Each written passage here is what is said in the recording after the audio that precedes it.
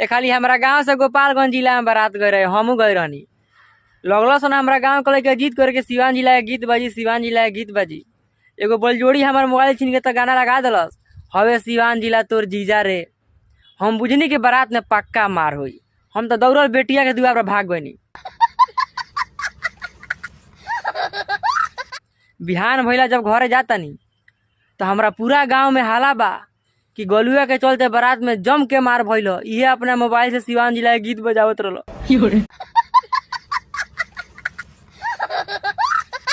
जेकर वही छे हमर मोबाइलो कुचाई, हमार झगड़ा में ना मोमरो भाई।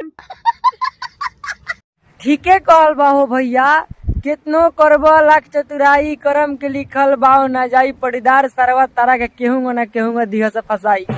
हमरा घर पे छापामारी मारवा दिले बड़ा तो